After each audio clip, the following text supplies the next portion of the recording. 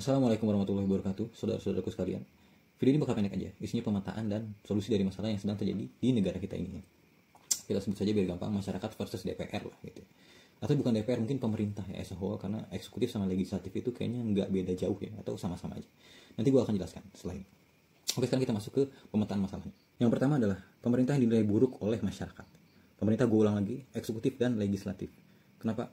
Kita mungkin nggak bisa ngambil banyak contoh ya dari pemerintahan yang sekarang, pemerintahan Prabowo Subianto, tapi karena klaimnya itu adalah ini adalah keberlanjutan, jadi mungkin kita bisa tarik ke belakang gitu. Bagaimana pemerintah dan DPR, biarpun isi orangnya berbeda-beda ya, tapi as a institution kita melihatnya ya itu juga gitu, eksekutif dan legislatif. Bagaimana produk undang-undang yang mereka sahkan ya. Kapan undang-undang disahin di demo, cuman ya kalau sekali-sekali oke lah ada dispute atau nggak setuju dari masyarakat, cuman ya bisa kita lihat gitu, hampir setiap undang-undang yang disahkan pasti di demo, dan pendemonya juga banyak, dan argumennya kalau kita pakai akal sehat itu ya valid lah gitu ya. Terus juga konklusi poin pertama ini kenapa valid, karena jam berapa tadi Pak Prabowo itu pidato yang ada Bu Mega, ada apa segala macam ya, mungkin pidato kenegaraan, tapi mesti dilihat ya, ini masyarakat versus DPR harusnya. Jadi biarlah DPR yang bertanggung jawab atas apa yang mereka lakukan gitu. Pak Prabowo itu ngapain ikut-ikutan buat menenangkan masyarakat ya. Mungkin kalau almarhum Gus Dur yang lagi menjabat sekarang, mungkin dia nggak bakal ngebelain DPR. Dia bakal dekret dan berhasil gitu. Sekarang kita masuk ke poin yang nomor 2 gitu. Pemerintah atau khususnya DPR, dan lebih khususnya lagi si Sahroni ini ya, dianggap menantang.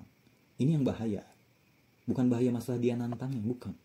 Coba amatin lagi deh, bagaimana cara bahasa dia dan intonasinya dan konklusinya. Kayaknya nggak salah-salah amat gitu.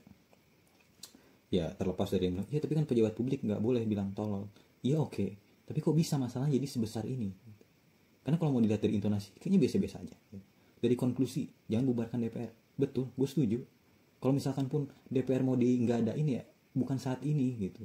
Mungkin orang-orang yang punya kebijaksanaan dan gelar-gelar yang panjang itu bisa berdiskusi gitu. Secara antropologi kayaknya Indonesia masyarakatnya cocoknya pakai sistem ini deh, nggak usah pakai DPR, tes politika apa segala macam itu.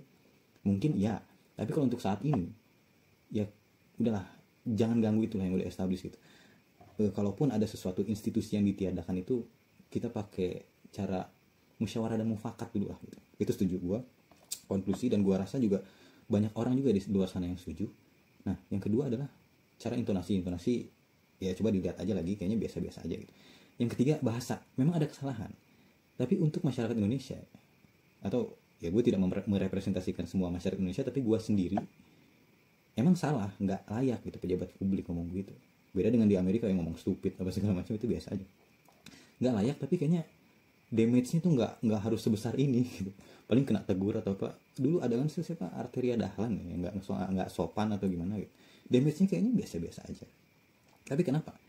Ini konklusi bener, intonasi nggak terlalu ngaco ya, dan kata-kata salah sedikit saja kok bisa berujung seperti itu.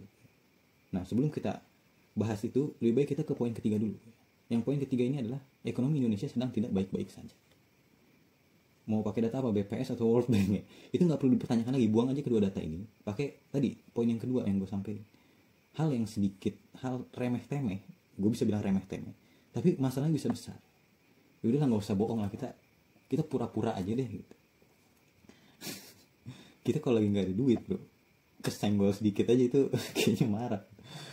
Temen yang udah lama banget, yang biasa bercanda tendang-tendangan, kata-kataan orang tua atau ngomong bahasa binatang apa segala macam, kalau lagi nggak punya duit, itu sensi aja bawaannya. Nah itulah yang terjadi kepada masyarakat kita. Pertama adalah pemerintahan dinilai buruk. Kedua adalah pemerintah dianggap, atau khususnya DPR itu menantang.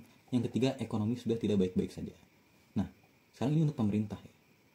Lu kebayang gak sih kalau misalkan lu jadi orang yang seperti ini gitu. Ekonomi sudah tidak baik. Yang kedua, pemerintah dinilai buruk itu ya udah pasti orang masyarakat itu udah gak punya harapan lagi. Lu gak mungkin berharap kepada orang yang udah lu tahu gak punya duit ya, gak punya kapasitas untuk memperbaiki hidup lu, tapi lu berharap dapat duit dari orang itu, atau orang itu memperbaiki hidup lu.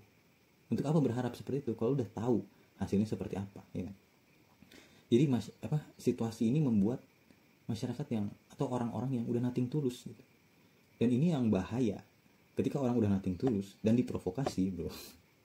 Itu demo-demo, oke lalu mau bilang ada dalangnya, ya asing tentu, tentulah udah pastilah demo-demo kayak gitu kalau nggak ada yang nunggangin itu bodoh aja gitu, itu kesempatan yang bagus gitu. Tapi kalau nggak ada kudanya, lu mau nunggang apa gitu, iya kan? Sama yang nunggang-nunggangin ini kalau nggak ada subjeknya yang bisa ditunggangin, dia mau nunggangin apa? Dan ketika lu tahu yang ditunggangin ini adalah orang-orang yang udah nothing tulus, mau gimana? Walaupun dikasih tahu dengan baik-baik, udah pulang, sayanglah nyawa kalian. Pikiran mereka bagaimana? Coba lu posisi, put yourself in their shoes gitu ya, pemerintah nih ya, pemerintah. Coba pakai sepatu masyarakat lah gitu. Kalau udah ada di posisi itu, oke, kalau gue berhenti demo, tapi ekonomi buruk dan gak ada harapan nih, pemerintah gue kayaknya pekok gitu, gak bisa memperbaiki kondisi ekonomi yang buruk saat ini. Apa yang bakal lo lakuin? Ya terus demo lah, ngapain? Apalagi plus kalau ditunggangin, dikasih duit lah apa. Nah, jadi Pak Prabowo ya, solusinya itu adalah membuat hati orang-orang ini supaya tidak nothing tulus kepada Anda. Dan bukan dengan cara pidato, percayalah pada saya. Ya Allah Pak, kadang-kadang Tuhan aja gak dipercaya. Udah dari lahir punya agama tertentu misalkan, tapi kadang-kadang dia gak percaya sama Tuhan. Apalagi Bapak ada baru belum setahun di kehidupan mereka, di kehidupan rakyat semua ini. Dia bilang percayalah sama saya. Bapak siapa? Track recordnya seperti apa? Dan lagi juga jalan yang Bapak pilih adalah keberlanjutan. Dan track record 10 tahun sebelum Bapak menjabat itu buruk. Jadi Bapak melanjutkan yang buruk gitu. Konklusinya lebih dekat ke situ. Sesuatu yang udah 10 tahun ini buruk, 10 tahun kebelakang ini buruk, bakal dilanjutin. Makin nothing tulus Pak rakyat itu. Seperti itu ya. Jadi sekarang bagaimana untuk menghil atau mengobati hati masyarakat yang sudah tersakiti ini Pak? Bapak sudah bikin pengumuman, atau kita runut lagi lah ke belakang dikit, Bapak bilang percayalah sama saya gini-gini segala macam.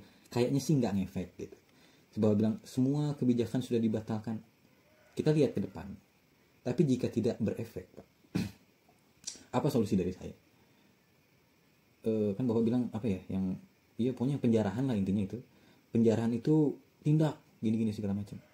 Kalau menurut saya Pak, lebih baik itu dilegalkan saja Pak, penjarahan itu. Tapi penjarahan ke pihak-pihak yang terkait ya, yang harusnya benar-benar bertanggung jawab. Ya, contoh kayak DPR yang memprovokasi atau dianggap menantang sama masyarakat ya.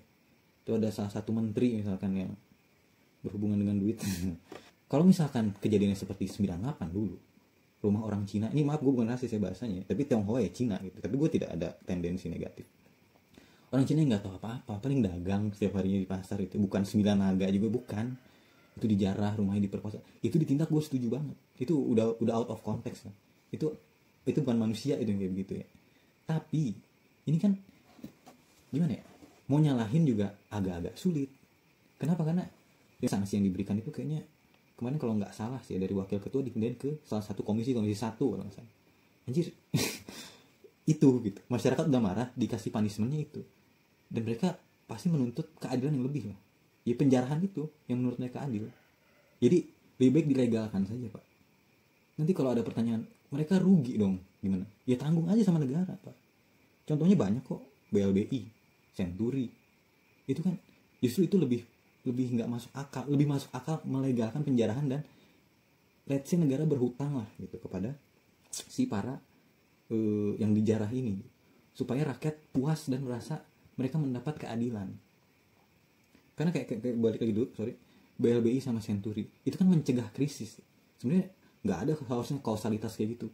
Ini bank bangkrut, daripada krisis kita bail out aja lah. Salah dia bisa mismanagement atau ya pokoknya ya orang-orang di dalam situ lah yang harusnya bertanggung jawab. Orang-orang bank yang bangkrut itu harusnya tanggung jawab, atau orang-orang dari sebuah asuransi yang harusnya bertanggung jawab kalau misalkan mereka bangkrut. Tapi demi menghindari krisis, negara bisa turun hadir, bail out, ngeluarin duit banyak. Ini paling berapa sih aset mereka itu para pejabat tuh? Sama sekalian kalau mereka minta, misalkan nih, oke, negara tanggung yang dijarah. Kalau misalkan kebanyakan, nah itu sekalian tuh KPK turun di situ ya kan, nih kamu penghasilan dari mana aja, sekalian pembuktian terbalik Pak. Jadi ini adalah chance Bapak atau kesempatan Bapak untuk membuktikan bahwa yang Bapak bilang percayalah pada saya, masyarakat bisa percaya dengan Bapak jika Bapak melakukan hal ini. Bukannya ditakut-takutin, tindak. Ini orang udah nothing tulus semua. Bukan semua sih, gue nggak tahu ya dalam hati seorang gimana. Tapi kelihatan itu seperti itu. Lu ancam bodoh amat. Emang kalau misalkan gue nggak demo atau gue nggak ngejarah gitu, berhenti udah, itu emang ekonomi akan baik-baik saja. Emang kehidupan gue akan baik-baik saja, ya kan? Orang kalau nothing tulus seperti itu. Jadi buat mereka memiliki rasa keadilan, ya udah, negara tanggung jawab aja sama penjarahan itu, sekalian diaudit aja itu orang-orang, itu gue ngomong orang-orang itu memang kekayaan ini tuh dari mana aja, itu sekalian buktikan. Jadi untuk punishment juga buat mereka, tapi fair. Kenapa? Karena once mereka bisa membuktikan, mereka dapat dari uang halal apa segala macam, negara ganti. Dan gue rasa nanti setelah sudah reda semua ini, masyarakat sudah merasakan suatu keadilan, nanti akan ada keputusan seperti itu. Kayaknya nggak bakal repot juga sih gitu. Ya udah ganti aja lah Pak, selama itu harta dia halal. Mungkin sekarang nih masyarakat yang ngejar-ngejar ini lagi emosi aja gitu. Tapi nanti setelah udah sober, udah sadar gitu, iya sih kita salah juga gitu. Ya udah selama harta yang didapatkan itu halal dan benar-benar punya mereka, dan mereka punya hak untuk itu, tidak mengambil dari uang rakyat apa segala macam, ya udah. Itu nanti ya ke depannya dulu lah. Tapi intinya adalah buat masyarakat yang sedang, khususnya yang sedang demo ini ya, dan yang mendukung atau gedak sama pemerintah nih, merasa mendapat keadilan itu dulu, bukan diancam-ancam lagi ya. Apalagi lebih parah nih Bapak Listio Sigit, kalau masuk markas tembak aja, hebat Anda. Itu kelindes mobil aja almarhum Afan itu makin jadi demo. Misalkan ada kerusakan di markas Brimob, ya udahlah, itu mau chaos. Atau memang ada solusi selanjutnya sih kalau untuk pemerintah ya, darurat militer. Tapi pertanyaannya kepada Pak Prabowo nih, super semarnya mau dikasih ke siapa nih? 11 September loh, deket nih. Kalau misalkan darurat militer tanggal 5 misalkan, ya sayang Pak, Bapak belum setahun belum membuktikan kepada masyarakat nih bahwa patriotis. Banyak masyarakat yang belum merasakan patriotisme dari seorang Prabowo Subianto gitu. Sayang. Jadi lebih baik cari solusi yang ya udahlah, rugi duit paling berapa sih gitu ya. Nah kalau masalah kerugian imaterial, nama mereka jelek, emang udah jelek Pak. Emang kenapa kalau nama mereka jelek? Ya mereka yang buat sendiri kok. Lagi emang namanya emang baik kan? Enggak juga. Ya. Jadi itu saran dari saya ya. Kalau masalah tunggangin asing segala macam, sekali lagi asing bisa menunggangi, dan bahkan bukan asing, mungkin orang yang berkuasa di balik layar lah di negara kita sendiri, which is bukan asing, itu bisa menunggangi isu-isu seperti ini ya. Tapi kalau kuda tunggangan nggak ada ya, mereka menunggangi siapa? Casper. Nggak bisa. Jadi untuk Pak Prabowo, legalkan saja penjarahan itu ya. Mungkin negara bisa tanggung dengan syarat pembuktian terbalik ya. Nanti yaudahlah yang kerusakan ya, tentu ya, sorry gue ada lupa nih, tentu itu harga barang itu nggak bisa dinilai dengan misalkan kulkas berapa 100 juta, nggak bisa ya. Apalagi ada barang-barang yang misalkan ada memori di situ, itu kan value-nya lebih tinggi pasti. Tapi ya udahlah, iya ganti material aja lah seharga itu, atau lebihin dikit lah 10% gitu dari harga barang yang dijarah dan dirusak sama masyarakat itu. Nanti value saya yang lain-lain gimana, memori segala macam, ya itu udah harga yang harus lu bayar ya, karena lu bikin chaos satu negara. Gitu Pak, gitu aja Pak ya kan. Jadi pada ngancam-ngancam orang nanti ya, kalau ngejarah ditindak apa segala macam. Kondisinya ingat poin 3 tadi ya, ekonomi sedang tidak baik-baik saja, orang sedang tidak peduli lagi, ya udah nothing tulus lah pokoknya. Potensi makin ngelawan baliknya itu lebih besar Pak Prabowo ya. Kalau Bapak harus ngeluarin darurat militer kan, balik lagi ke yang tadi, mau ngasih super semarnya ke siapa? Tapi udah segitu aja, semoga ini bisa membantu, dan mungkin ini kontribusi gue ya biarpun gak berguna juga sebetulnya, tapi barangkali bisa menjadi solusi ya kan. Assalamualaikum warahmatullahi wabarakatuh.